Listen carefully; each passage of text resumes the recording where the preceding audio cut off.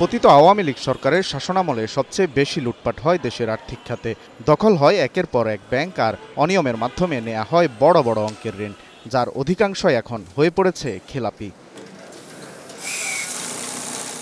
অবস্থা এতটা খারাপ যে নিয়মনীতি না মেনে বিতরণ করা এসব ঋণের প্রায় 25% পরিণত হয়েছে খেলাপিতে। বাংলাদেশ ব্যাংকের সবশেষ প্রতিবেদন বলছে, গত 3 মাসের ব্যবধানে খেলাপি ঋণ 1.25 কোটি টাকা বেড়ে দাঁড়িয়েছে 4,20,000 কোটি টাকায়। তবে খেলাপি ঋণের এই অঙ্ক মানতে রাজি নয় অর্থনীতিবিদরা। তারা বলছেন, আন্তর্জাতিক মানদণ্ড বিবেচনায় নিলে আরও বাড়বে খেলাপি ঋণের পরিমাণ। ইন্টারন্যাশনাল স্ট্যান্ডার্ড প্র্যাকটিস ফলো করি না।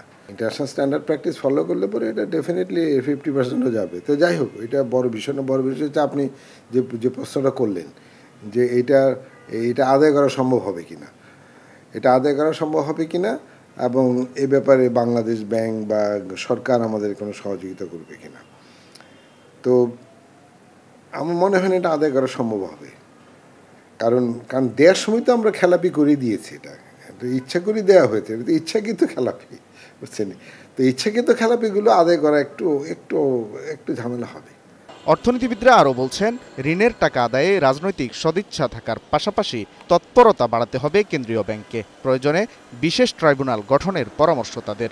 খেলাপি ঋণ সেটা পাওয়ার কিন্তু এখন খুবই কঠিন হয়ে গেছে। খেলাপি ঋণ উদ্ধার করাটা এখন অত্যন্ত কষ্টসাধ্য হয়েছে এই কারণে যেহেতু আমাদের দেশের অর্থনীতি আদালত সেটা শক্তিশালী নয়, এটা স্পেশাল কোনো ট্রাইব্যুনালও হয়নি।